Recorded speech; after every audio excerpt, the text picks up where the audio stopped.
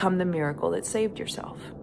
You got up out of bed and you carried on through your day and you overcame any challenges, you got through all of the difficulties, you celebrated the good moments. You did what was required of you, and you find peaceful surrender back in your bed by the end of the day. And I am an individual who does not give myself credit for that. I think there is something extraordinary about just doing your dishes. Hi, hello, Editing Bailey here.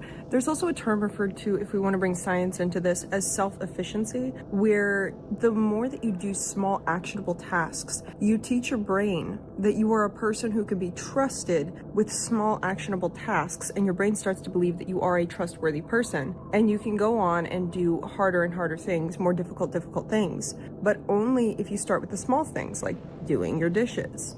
I think there's something extraordinary about getting out of bed in the morning. I think there's something extraordinary about learning to drive a car and driving that car down the street to your job and going to your job and feeding yourself and practicing proper hygiene for yourself. I think that self-care is not only an act of importance and necessity, but it is also you actively performing miracles on your own life, for yourself, by yourself. And no one thinks of doing the dishes as an extraordinary act that's going to change your life. Hell, when I'm doing the dishes, all I can think about is the fact that I don't want to be doing dishes and I would rather be doing anything else. But I think it is in those small moments that we practice showing up for ourselves, so when the big things come, we are able to show up for ourselves in unprecedented ways. Each and every day that we are alive, keeping ourselves alive, we are actively defying death. If death is a person, by doing the dishes, we are giving him the middle finger. We are saying, I will not succumb to the fact that one day I will die. I'm succumbing to the fact that I am living right now. And maybe it's because I need self-care to feel noble in order for me to actually do it. Or maybe I need self-care to feel like a miracle in order to actually feel like it is important to do. But I applied that quote to self-care, and it suddenly made self-care feel easier. That every day that I wash my face, I also feel as though I'm scrubbing away death. Let me explain that, because that's kind of a weird saying. That's kind of a weird thing to say. When you choose to engage in life and you come to Earth, you're given this body, right? You're given this random lump of flesh that your soul now claims as your own. And it is your first rule of life is that you will take care of this body. It is the first thing you are assigned to do.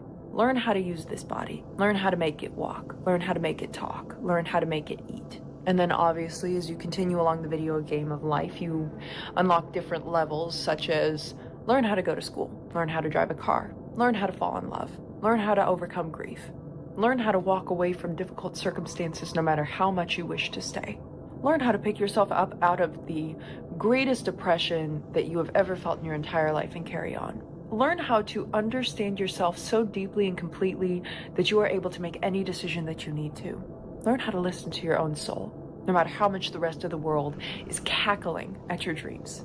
And it all comes back to the same principle. Take care of yourself. Take care of your body. And I started thinking of self-care like that. That every day I wash my face, I am becoming the miracle that saves myself. By scrubbing away the dirt of the day, at the end of the day, I am saving myself. By washing the dishes, I am saving myself. By making my bed in the morning, I am saving myself. Saving myself from what exactly? Saving myself from a body that's not taken care of. Saving myself from a person that's not taken care of. Saving myself from becoming a person that does not know the first cardinal rule of being alive, which is take care of yourself. And like I said, maybe this is all just some dramatic thought process which is twisting around my brain to believe that self-care is noble, but is it not? Is it not? And that's what I can't stop thinking about, is that the very basis of being alive is to take care of yourself. And I have not been doing that because I have been rotting away in bed, ignoring my dreams, trying to pretend that everything is fine and everything is okay. And it doesn't matter whether I wash my face or not, because we're all gonna die one day. And some people might refer to that mindset as pessimism. Some people might refer to that mindset as a depressive sort of state to be in. And maybe the simple act of thinking that washing my face is a miracle is me becoming the miracle that saves myself through my mindset, through overthinking depression till I've somehow matrixed my way out of it into a positive mindset. But I'd rather think this way than be rotting in that bed again. And I'm sharing it with you today because I think a lot of the times I stare at that dirty sink of dishes, or I stare at that pile of laundry that has not been cleaned in weeks and is starting to emit a funky odor, and I'm like, what's the point? And so I let it sit, I let it linger. But we all know that your outer world reflects your inner world, and whatever your environment looks like is most likely a reflection of how you feel about yourself. People who have, at least in my experience, people who have the cleanest houses are people who also take care of themselves very clinically. People who have the messiest houses are people who do not take care of their mindset and do not take care of themselves. And so if I'm looking at this sink of dishes, which is growing its own ecosystem, and I'm looking at this smelly pile of laundry, and I'm looking at my unmade bed, and then I look at myself, it's almost as though I am just waiting to bump into death on the street. I'm just waiting for death to find me at this point. But also, how are you supposed to find any kind of optimism in life if every morning you wake up and you have to stare at the strange mold that is growing on your dishes? So you roll up your sleeves and you shove yourself elbow deep into some of the dirtiest water you've ever seen in your life. And you scrub away not only the dirt on the dishes, but you are also scrubbing away the dirt that exists within your own mind that says there is no point to live. There is no point to any of this because it is all one day going to not exist. And instead, you become the miracle that saves yourself, and you say, why do I enable myself to live like this? I don't know. Because if you cannot even wash your dishes, how do you expect to follow your dreams? And the reason I say that is because the dishes in level of responsibility for life are like here, right? Following your dreams, the level of responsibility that takes to follow your dreams and to chase after what you want in this life is like up here, you know? There is a huge level of responsibility and a huge level of difficulty that will be required. It's like a higher level at the video game of life. And what I'm trying to say is that if you are confused about your purpose on this earth, or you feel like you're supposed to chase after some noble cause or be some hugely important person, but you have no idea where to start, or you feel lost in life, or you feel scared or confused, or you don't know what your purpose is first and foremost to take care of yourself.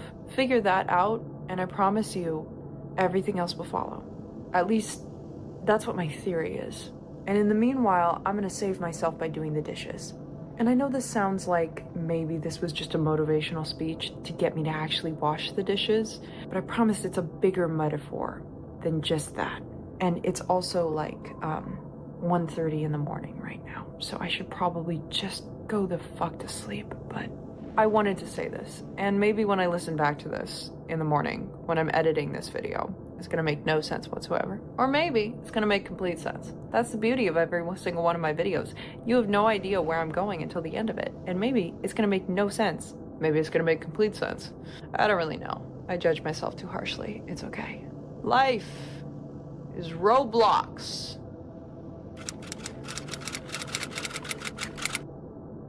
Using Replit, dude. I usually have like a budget where I'll set aside like X amount of money to go towards like business operations and whatnot. Ever since I've started using Replit, it like my budget hits in like the first like 10 days. It's crazy.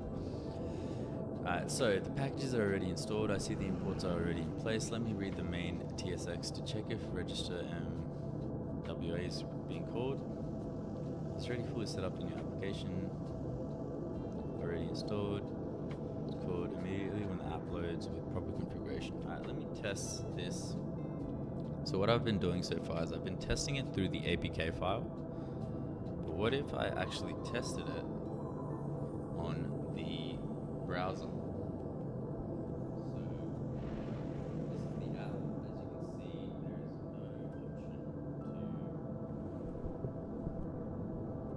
As you can see, there is no option to log in with the hardware wallet.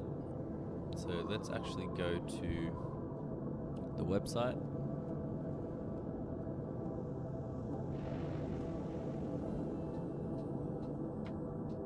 this should give us an idea if it's working on. There you go. See, now we know the root of the problem because it's working on the website, but it's not working on the APK file. And now we can better prompt our AI. Let's just confirm that this is working.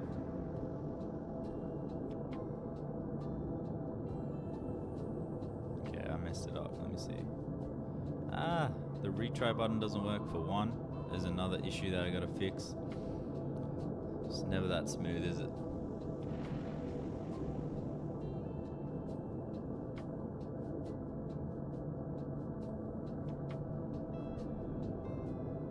Okay.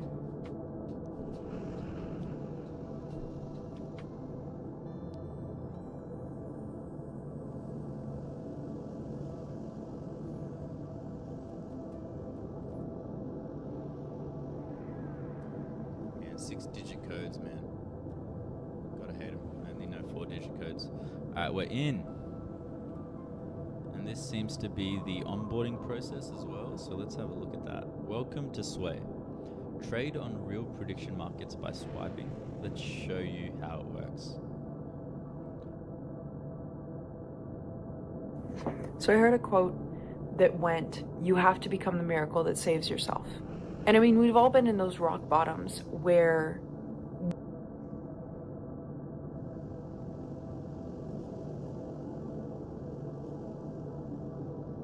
hi, hello, I hope we're doing well today. I have my little Christmas mug. Look at that! And I'm wishing everyone a happy holidays wherever you are in the world. And if the holidays are a little bit difficult for you, I'm sending you so much love, and I see you and I validate everything you're going through, and I hope that things get better for you. This was a good year, and this is a good latte. I learned so much this year, and I just want to take a moment to reflect on everything and have a little bit of vulnerability and honesty about exactly where my headspace was at this year, but also just reflect on what the fuck even was 2025. Because I felt it, you felt it, everything was so unpredictable to what was happening in the world, to what was happening in our own lives on a personal level. It was nothing I could have anticipated was actually going to happen. And I started the year with a certain set of goals that I wanted to achieve, New Year's resolutions. But through the course of the year, because of the unpredictability of the year, it was almost like those things didn't even matter to me anymore because I was a completely different person. It was funny because I went to a Christmas party the other day and there were a whole bunch of people there. Everyone was lovely. Everyone was a friend of mine. And it felt just so wholesome and nice to get to sit down and have that kind of community and experience in a room full of people who love each other and who care for each other and take care of one another. And I'm ending the year with so much community. I mean, hell, we grew this community on social media. We grew Instagram to like 500,000 followers. Like, you guys are freaking insane. Just want to take a moment to say that, just because I never could have anticipated or known that simply sharing who I am and choosing to have a voice and choosing to share how I'm feeling could not only have this kind of impact, but could reach this many people and help this many people by just being vulnerable about who I am. And all it's taught me is that there is so much beauty in being authentically yourself and being vulnerable and emotional. I was always told to be quiet. I was always told to simmer down, just kind of like be seen, not heard. And that's who I was. I was just extremely shy, didn't speak. And then when I finally did speak, the fact that I had this level of impact by simply just choosing to be seen and choosing to be heard is phenomenal. And it's not only a lesson to me, but it's a lesson to you also, that the more you are open and the more you allow yourself to be seen for who you are, no matter how scary, it is always a good thing to be authentic and vulnerable. Because let me walk you through what my headspace was this year. I've been trying to avoid very, very deeply this entire year that I'm actually sick. We know I have Ehlers-Danlos. We know I have POTS. That's not new news around these parts here, folks. Round here, folks. Round these parts here, folks. Whatever that saying is. And I feel like this whole year I've been trying to run away from that fact or prove that, yes, I'm sick, but I can still do this. And it reached such a point where it's like I was running, I wanted to run a half marathon, but my bones physically don't function the way another person's do. So I ran 7 miles and I ended up pinching something in my spine and injuring it so bad, getting a compression injury in my spine, couldn't walk for 4 days, and that's not normal or predictable or good. Same with school. Mental stress also affects people with Ehlers-Danlos the same way that physical stress does. So as you're putting yourself through all those tests, as you're memorizing all that information, as you're studying, you are physically taxing yourself out. And I made myself exhausted to the point that I didn't want to talk to anyone. I didn't want to go anywhere. I got severely depressed. My body started having physical symptoms because we were talking about it. I was talking about it with another friend, how your emotions and your emotional state will cause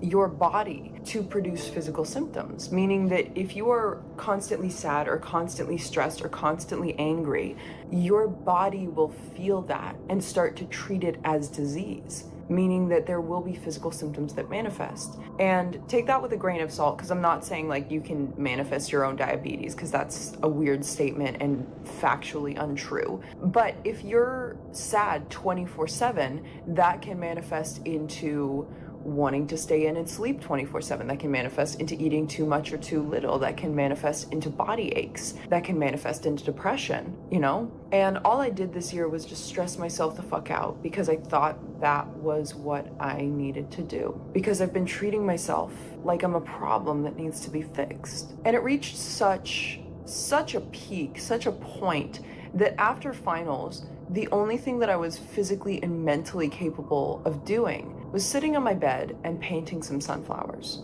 And I painted this ridiculous drawing of these sunflowers, and it took like 4 or 5 hours.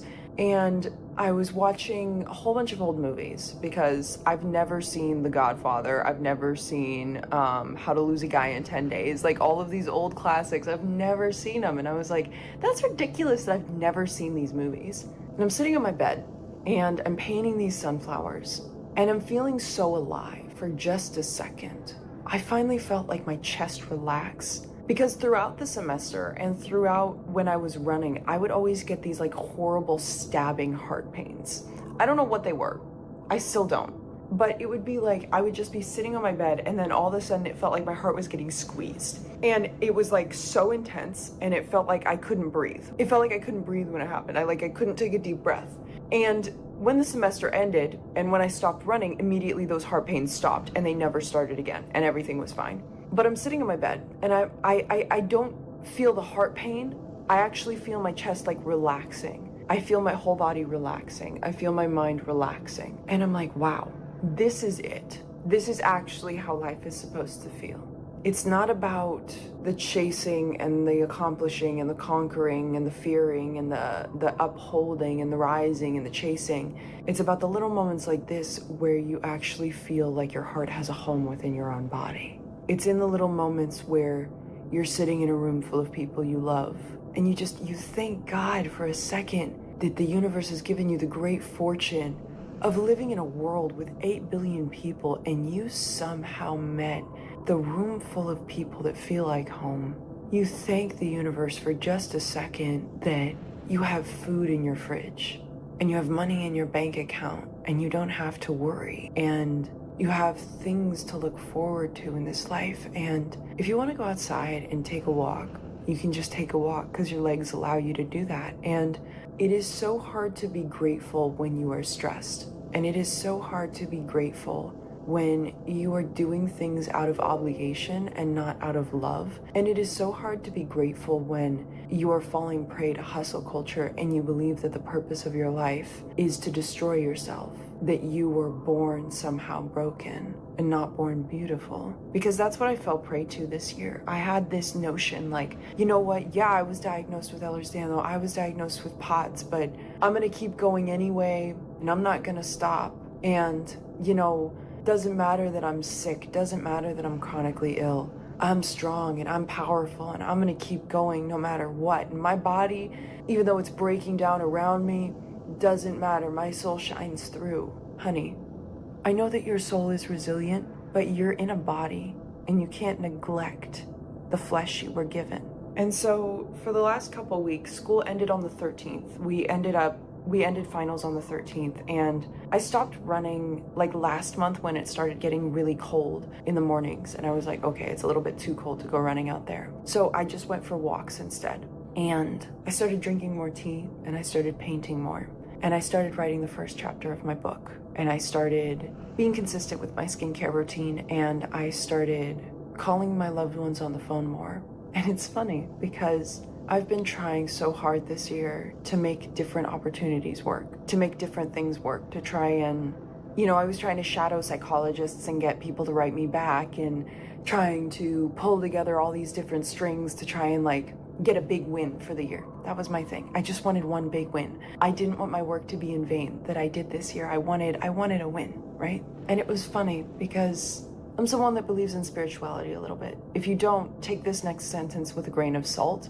When you are calm and when you are grateful, it opens up your heart, soul, and life to receive miracles. I think that if you were always and constantly bitter, no matter your circumstance, it's very hard for the universe to meet you halfway. And there's the whole ideology that like your mindset creates your life, meaning that like if you are an energetic being, whatever energy you are feeling and you are exuding is what is being attracted into your life. And it was funny because when I really slowed down and when I really took time to be like, you know what, I am sick, I need to take time to de-stress, because stress will actually cause my body to have physical symptoms. Not like I'm being a Bambi-ass bitch and, you know, I can't handle stress. I can handle stress. My body cannot.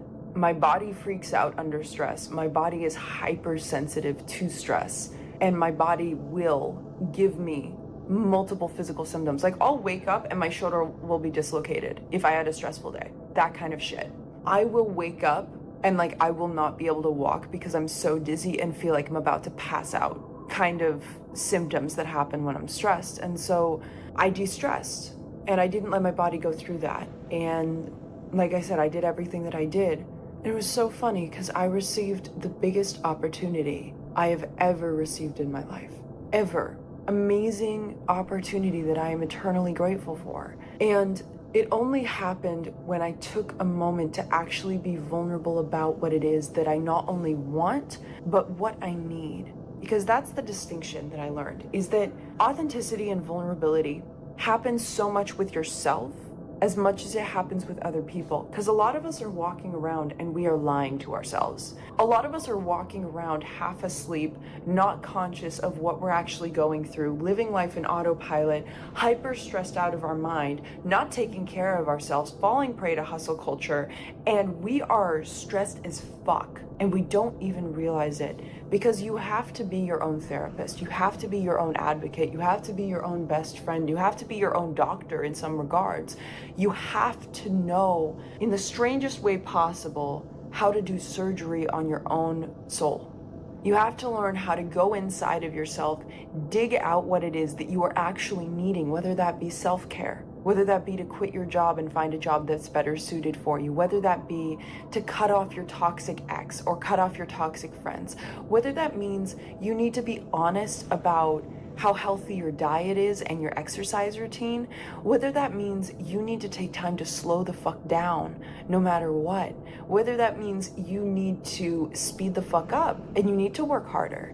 Whatever that is to you, there's a level of honesty that you have to have with yourself. There's a level of vulnerability you have to have with yourself to understand who you are, so that moving into the future, you're not just walking around chasing other people's dreams. You're chasing what you actually need and what you actually want. And that's what I feel like this year was for me, was I chased a dream of wanting to be an ultramarathon runner and wanting to be a psychiatrist. The issue is that even though I want that, that is not what I need. And the reason that I want that is rooted in self-destruction. It's rooted in wanting to change myself. But when I actually took a moment to say, okay, who would I be without the want to be loved? Who would I be without the want to be great? Who would I need? Who would I be if I didn't feel like I had to prove myself all the time? That's when I sat down and painted some sunflowers. And that's when I sat down and started writing the first chapter of my book. And that's when I sat down and I started painting again for the first time this year, and I took a moment to really check in with myself and say, you can't fill your life from an empty cup. You can't keep draining yourself absolutely dry and expect beauty to just produce itself in your life. You have to be honest, you have to be vulnerable, not just with other people, because here's something strange. It's easier for me to be vulnerable with other people than it is to be with myself. It's easier for me to tell someone else the worst moments of my life, and it's easier for me to even say what I'm saying right now in front of an audience than it is to actually sit down with myself and journal and be honest about what I need versus just put myself through a routine and force myself to do everything. I'm very, very hesitant at actually doing what is best for me, and that is no longer. I learned that the best thing to do is not to hustle yourself till you can't walk anymore from exhaustion and pain, but the best thing to do is fill up your own cup so that you can chase what is actually good for you, so you can actually get out there and do what your soul's purpose is, so you can chase that dream in the back of your head, or that thing that makes your chest fly, or that thing that makes your heart fly. I don't know, that's just what I've been thinking about all day today, is that. And that's what I want to leave you with today. I want to leave you with hope. I want to leave you with calmness. I want to leave you with stillness. I want to leave you with vulnerability and authenticity. I want to leave you with be yourself. Fuck what anyone else thinks. Fill up your own cup before you go out there in the world, because the world freaking stinks sometimes. And work hard, but don't destroy yourself. Love you all a lot. Thank you for being with me this year and for listening to all of my rants and my vents and my grain of salt advice. You've been one of the best additions of my entire life. And I'm so happy that you're here.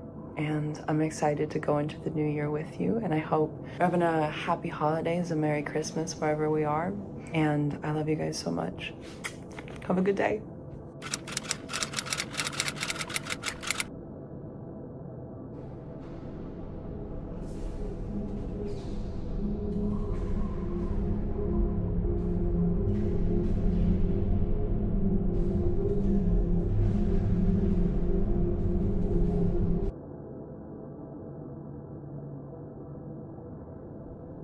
Hi, hello, I hope we're doing well today. I have my little Christmas mug.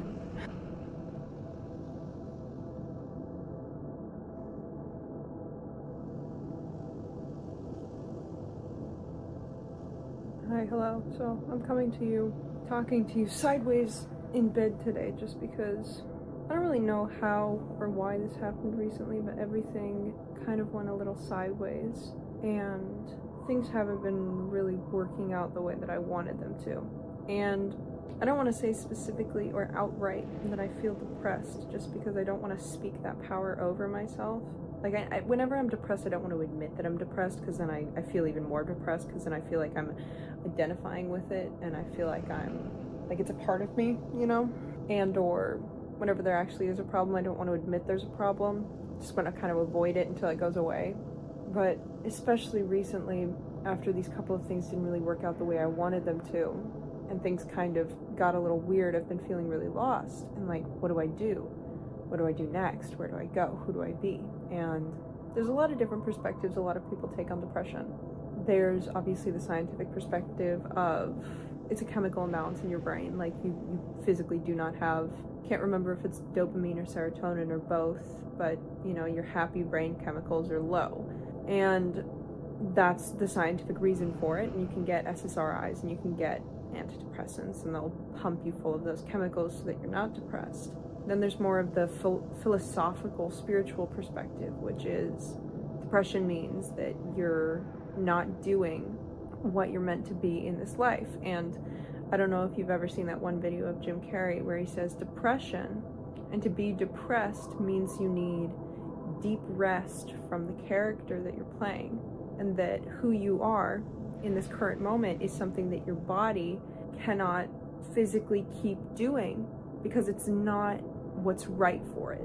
Whether that means you are doing things that aren't good for you, like you're not eating healthy and you're not exercising or anything like that, or whether you're going down the wrong path in life, or whether you're talking to the wrong people, or you're doing a job that's not good for you or whatever.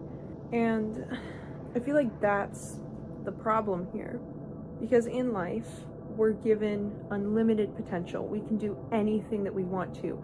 And I fucking hate that. I hate that we have free will. I really do. Because we can go and we can be anything that we want to be. And that makes me really stressed out. Like really, really stressed out. Because everything that I want to be doing keeps not working out. And everything that I don't want to be doing does work out. So it's really confusing because it's like I have unlimited freedom to do all the things that I don't want to do, and I'm being given opportunities for a lot of things that I don't want to do, but the things I do want to do aren't going my way. And that's really confusing. It's really confusing because it almost feels as though the only things that I can do right now in my life are like putting me in these tiny little boxes that are extremely uncomfortable. And I don't know if it's like God or the universe putting me in a pressurized situation so that I can emerge a diamond in a sense. Like putting me under a highly pressurized situation where I have to do a whole bunch of stuff that I don't want to do, so I emerge out the other side and everything's beautiful and everything's wonderful. Because that's happened before in my life where I was put into a very, very difficult situation and I came out the other side changed for the better. Or is it just pressure because it's just pressure and there's not going to be anything that comes out of it and I'm just going to get smushed and condensed in the process? And I've talked about it before, how your body will always give you signals about where you should be going in life, who you should be trusting, what you should be doing, what is working out for you, what is not working out for you. And if you listen to your body over your mind, you tend to get better intuitive answers about a situation. And right now I'm like physically exhausted, and I can't tell if that's from what I'm doing, the fact that I get like no sleep during the week. I can't tell if it's because I'm on the wrong path, I'm doing the wrong things. I can't tell what it is. I just know that I feel as though every single one of my limbs is full of lead, and I know that something in my life is wrong. I know that something needs change. Because I know that your feelings shouldn't dictate your motivation. Your feelings shouldn't dictate what you do. You should just do your work regardless of if you feel bad or not, or if you have motivation or not. I know that. But it's like, no matter what I do, there's like this subtle undertone. There's like this subtle undertone, like this frequency playing in the background that just keeps saying, what you're doing isn't right. Not in like a moral justified sense or in like you're a corrupt person, Bailey. I'm not doing anything horrible or wrong or awful. It's just like trying to make decisions for my future, or trying to decide what I should do with my life, or which opportunities I should take right now, or what I should be doing. And there's no joy, there's no passion, there's no happiness. There's just like, oh, I'm gonna force myself to do all of this. I'm gonna force myself to keep going forward when all I wanna do is go over and do these other things that are gonna take like 10 times more work, and there's no one in my corner rooting for me for these things, and there's nothing I can do to make these work, and I don't actually see how I could prospectively do these things in the next like 5 to 10 years, but I want to. Like, I want to do the impossible things, but I'm coming up upon a conversation in my head, which I talked about in the last video, between like logic and like what my intuition and my soul and my heart wants to do. Because I think my problem right now is I know what I want to do.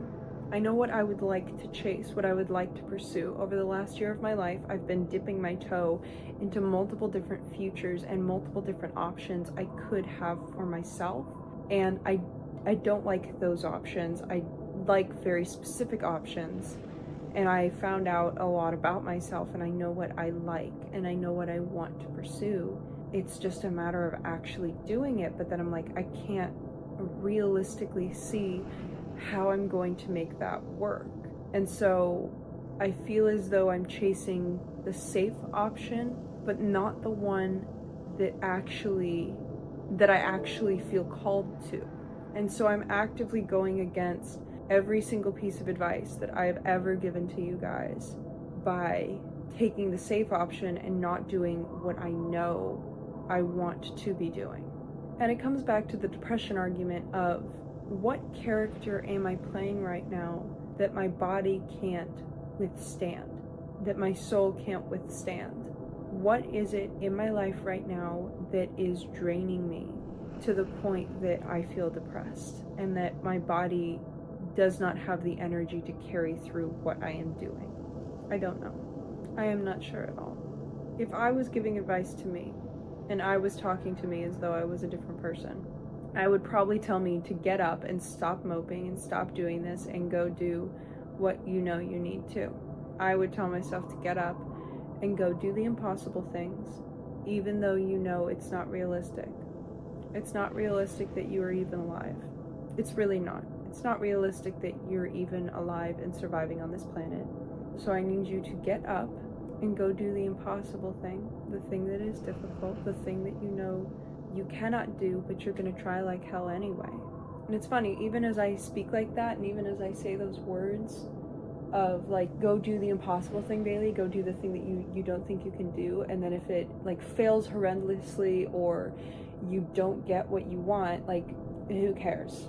You're still gonna be okay by the end of the day. And you'll just try a different thing, but like, why not give yourself a chance? I can feel the lead dissipating in my limbs. I can feel like the pain lifting from my chest. I can feel like energy and excitement, and I'm like, yeah, that's what I need to be doing. That's what I need to be chasing. I need to be trying, even if it's gonna be difficult, even if I don't think it's gonna be possible. Like that makes me feel alive. Okay, I feel a little better now at least. Okay, I'm gonna go make dinner now, and I'm gonna wake up and I'm gonna try and do some impossible shit and see if it makes me feel better. I love you guys a lot. Thanks for letting me vent. Hope you have a good day.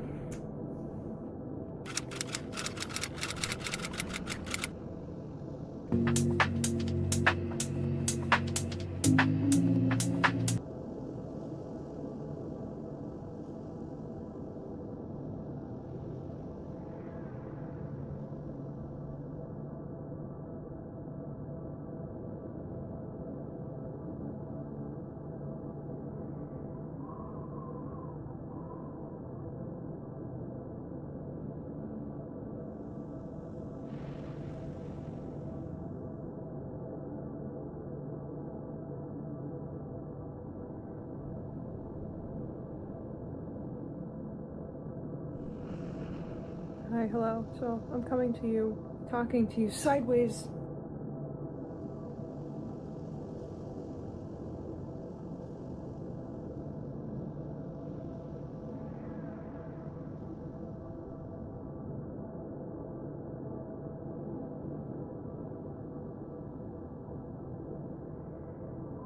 I am not who I was years ago.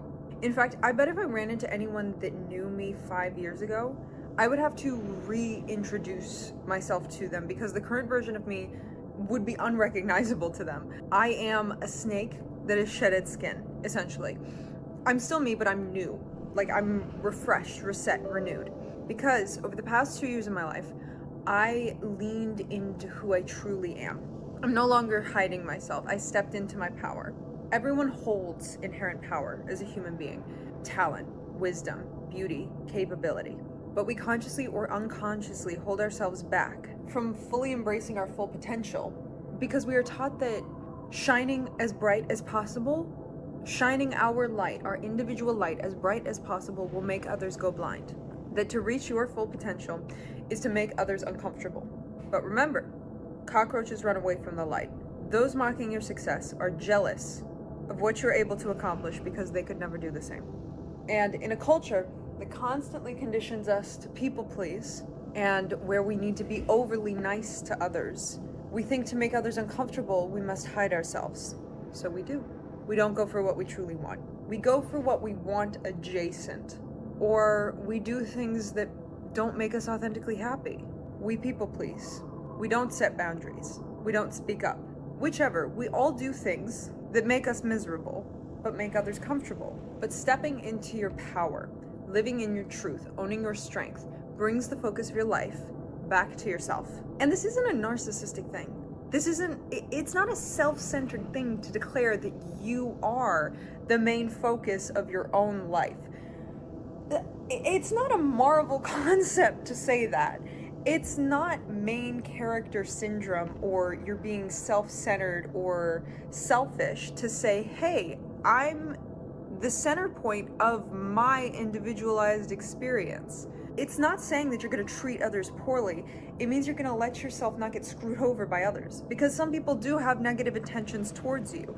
It's saying you're going to take care of yourself, move through life in a way that's authentic to you, and not take shit from others. And by the way, the people that think that focusing on you is bad are selfish individuals that think that focusing on you brings the attention away from them. They think that you giving all your energy to you is stealing energy that could be given to them. Meaning if you aren't focusing on them, they think you're wasting your time and energy, because they want to steal as much energy from you and others as possible, because they're so drained and miserable being with themselves that they've already drained themselves of all their energy, and now they have to look to get it from outside sources. So if you have someone in your life like that, kick them to the curb, motherfucker. They're just being a dick, okay? And they aren't supportive of you stepping into your power or becoming your authentic self. And let me give you the permission that they won't. You're allowed to step into your power. You're allowed to be your best self, regardless of what anyone else tells you. But what actually is that? How do you do that? What is stepping into your power? Stepping into your power doesn't mean that you're putting on a persona or an alter ego where you're trying to pretend to be something that you're not, or you're constantly putting people down. It doesn't mean that you're cosplaying as someone else. It means you're taking responsibility for yourself, your decisions, and your life. It means you are authentically admitting what you want for life, seeing how much control you have over the direction of your life, and taking steps towards that vision. We all have visions of who we want to be. We hold these higher selves and goals: financial, romantic, educational, career-oriented, appearance, lifestyle, etc. We all have these different versions of how we want our lives to go. And stepping into our power literally means you finally come to the conclusion that you are the only person in the world who has the power of making that vision come true. It means being your authentic self, standing up for yourself, and taking action. It means you are able to see and believe in your own self-worth, confidence, and comfortable for standing up for your own truth. And this can be kind of boiled down into 7 different things, which I'm going to go over here. 1, you have to know who you are. You need to know who you are first. This is essential. To know who you are, engage in self-reflection by exploring your values, passions, beliefs, strengths, weaknesses, likes, dislikes, goals, and experiences. Essentially taking time to understand what truly motivates and defines you as an individual. This can be achieved through journaling, mindfulness practices, trying new things, and reflecting on your reactions to situations and people around you. We're also individualized that you really, there's no shortcut to this. You have to go out in the world, explore, and then reflect on how you felt about the things that you explored. You're a book that you're continually writing and reading at the same time, meaning you're a certain person right now. You hold certain values, experiences, and goals within you.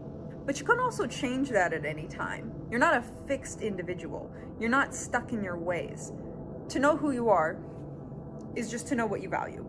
And that can vacillate throughout life, which is why it's always good to engage in self-reflection every now and then, because you change. With every experience, you change. For example, I value empathy, fearlessness, and authenticity. And I try my best to bring those 3 virtues into everything I do. Treating others with kindness, responding and vocalizing my own inner voice, and never letting fear get in my way. You need to sit down and define your values, which are basically the top 3 rules for life.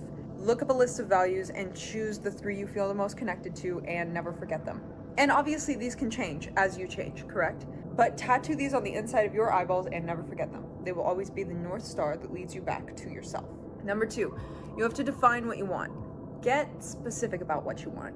Focus on the end goal, but not how you're going to get there. In my experience, the path to the goal never happened the way I planned it.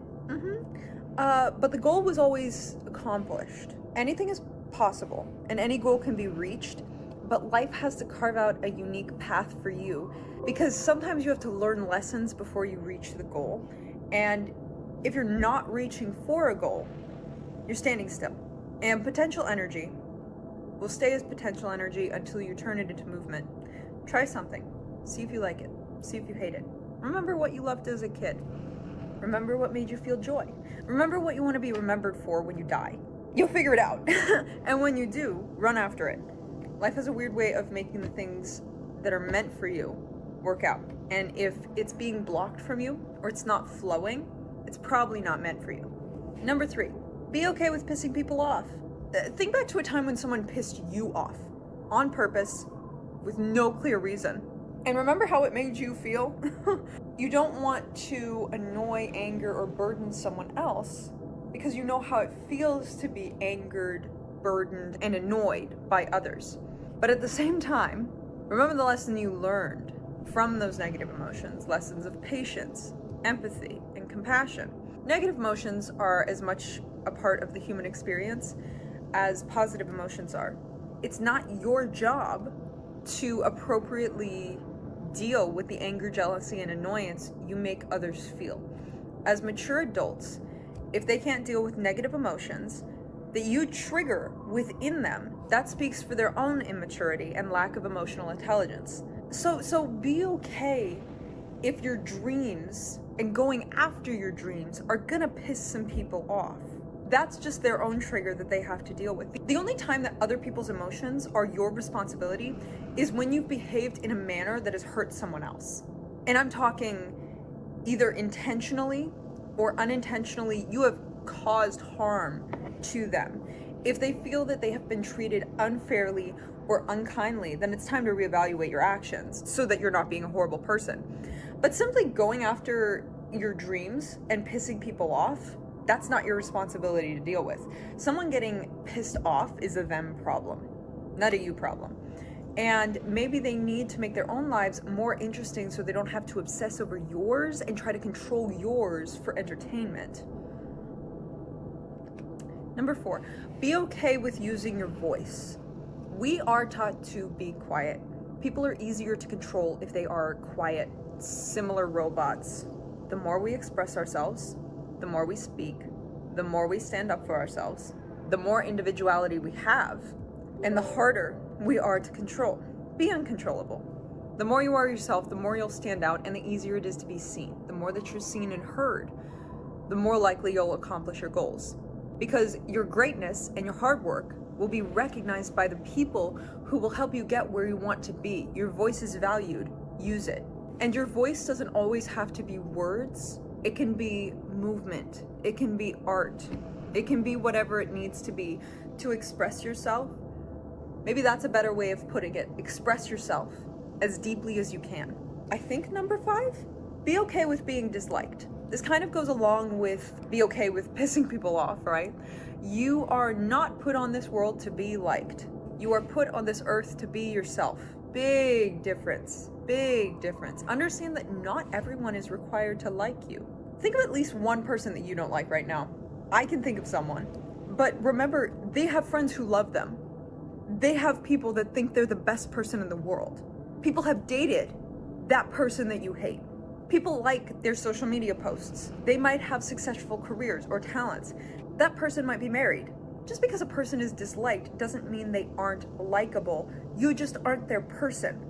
I hate Earl Grey tea with a fervid passion. I could found a hate club for Earl Grey tea. I think it's disgusting, horrible, truly awful.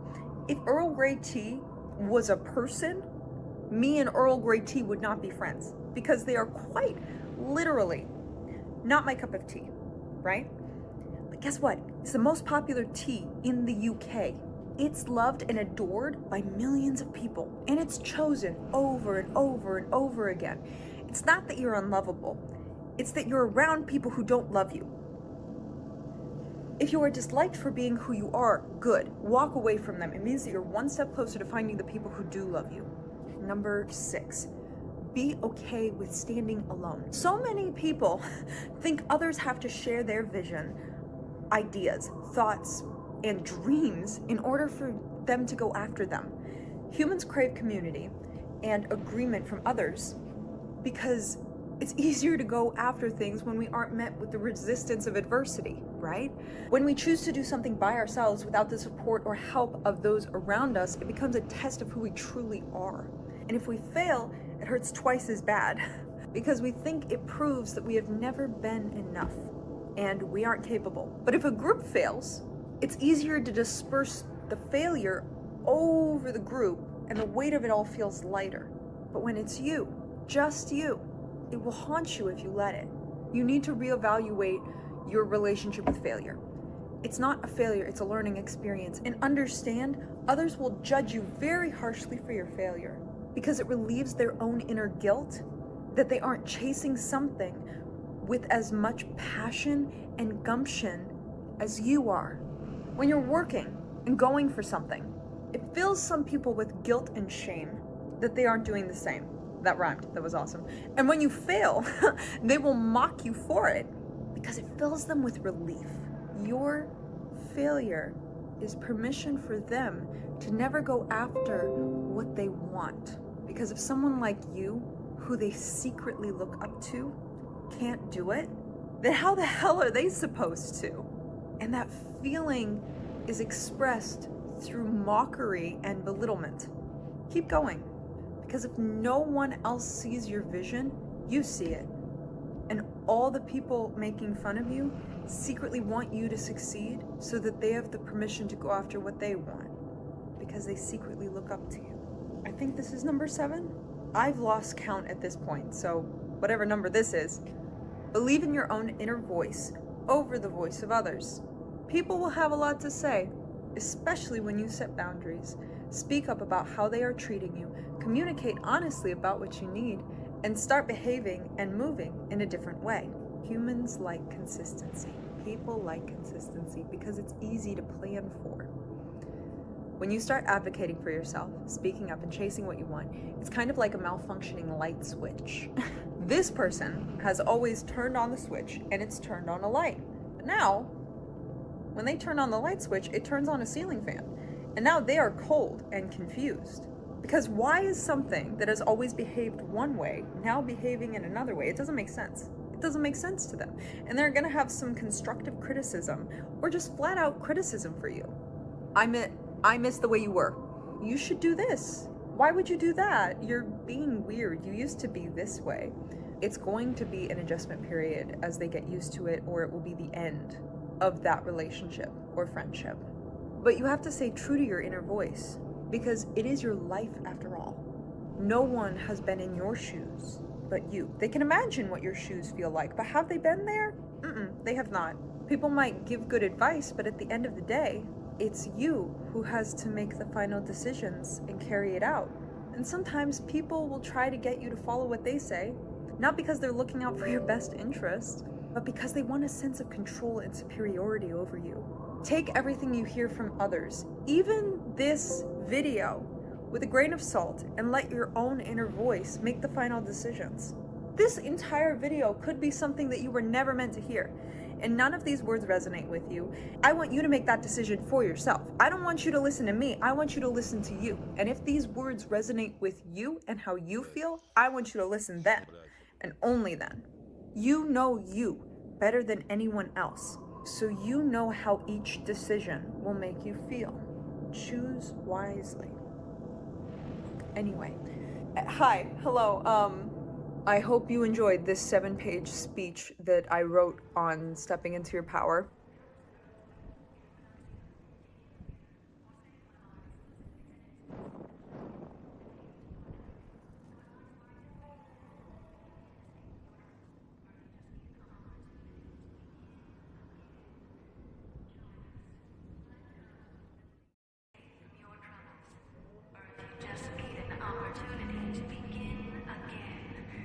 Join us. Let go and leave the world behind at the Sierra Madre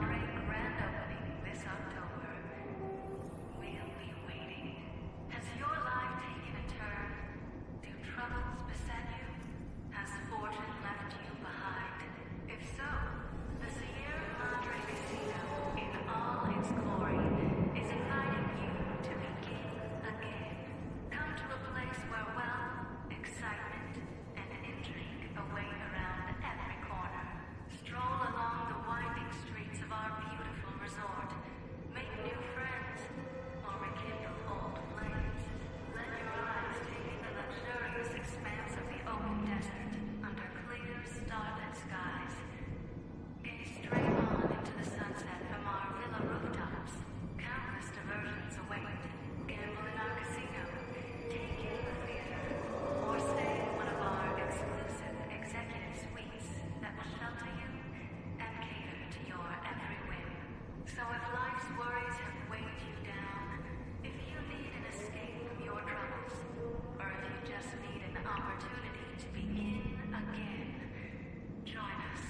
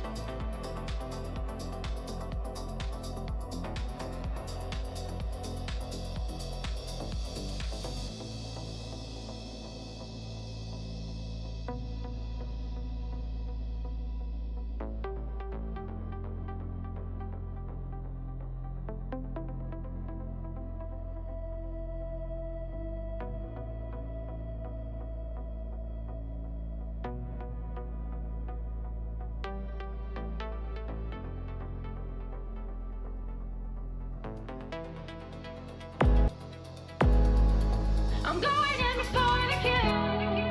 I'm doing it for a thrill.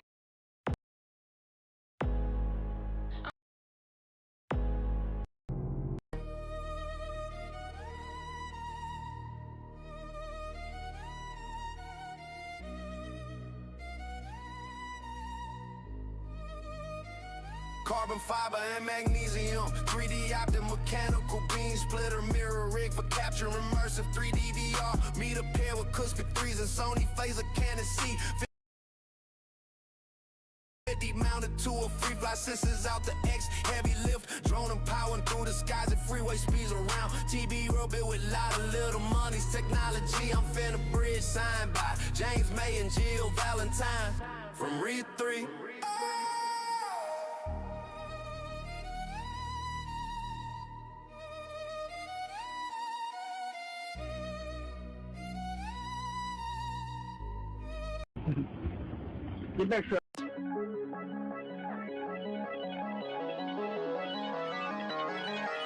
Launchpad is so good.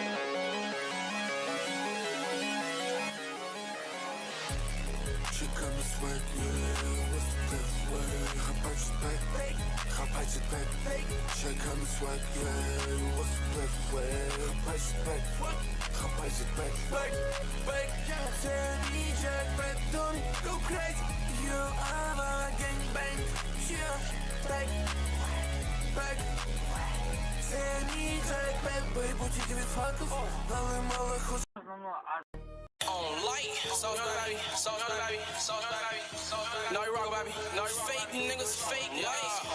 A fuck nigga, that's that shit I don't like. A snitch nigga, that's that shit I don't like. A bitch nigga, that's that shit I don't like. Sneak dissers, that's that shit I don't like. Don't like, don't like. A snitch nigga, that's that shit I don't like. Don't like, don't like.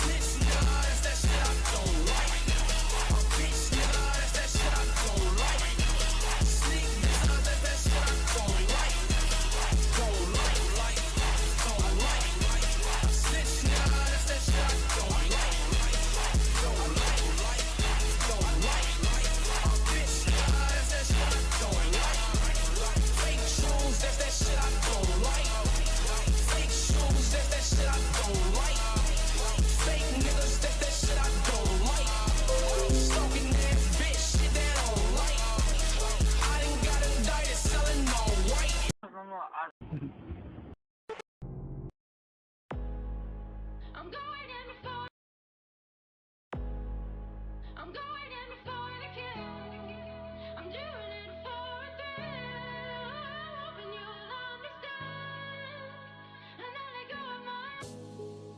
I'm going in for the kill. I'm doing it for a thrill. Hoping you'll understand.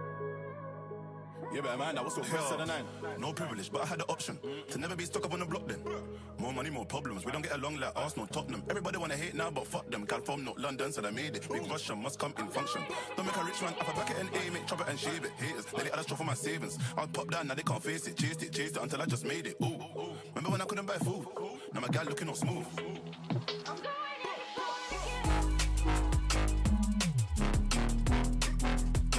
But all of these guys want check with my life. But all of these guys want F with a 9. In my loot ends, a percentage of crime. You better mind that, we still press to the nine. All times and the ends, we were just riding on them. I know the judge in the eye, and I just lie for my friend. I listen to these UK rappers, and they just lying again. On my block, I got big haters, but I got fire for them. When we was young Rockefellers, everybody was brothers. They was cool till we made it, then everybody got jealous. They didn't get a dime from the block, whether you like it or not.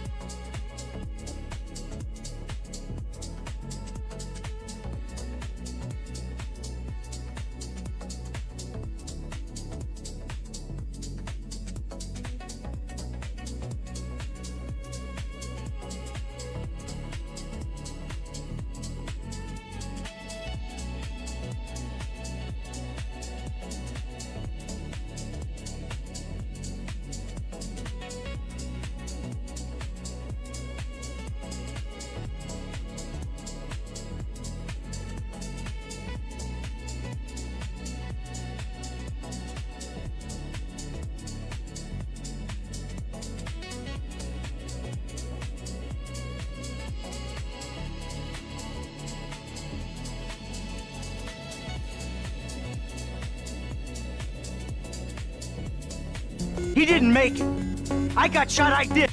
That... I think the only thing that didn't go as planned was me showing 10 years later. Mikey, I mourned you. And I missed you. But I got fucking family, Trevor.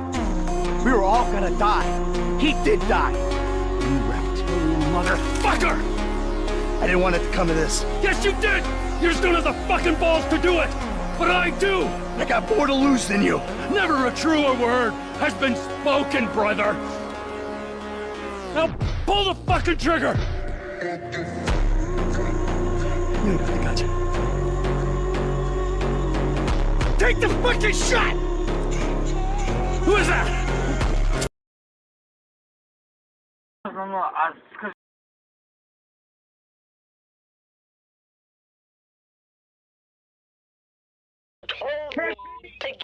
I am going.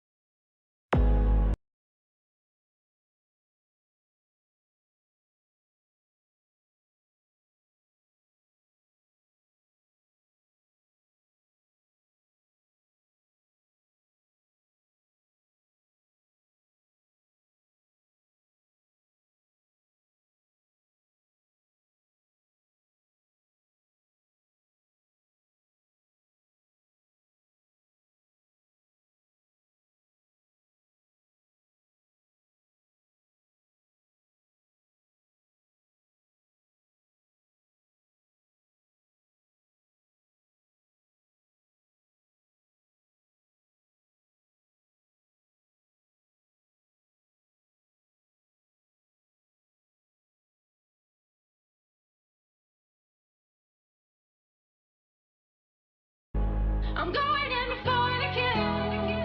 I'm doing it for a thrill. Hoping you'll understand. And then I go on my... I'm going in for the kill.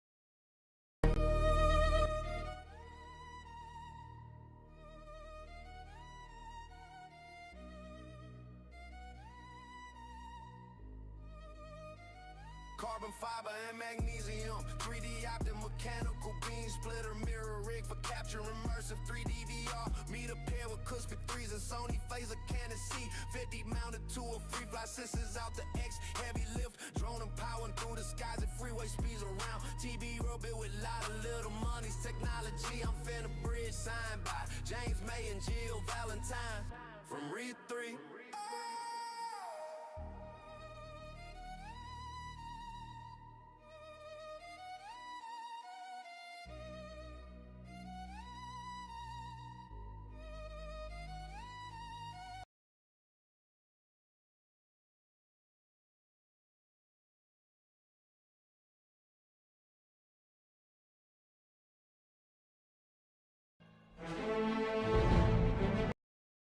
Darren Korb for Hades 2.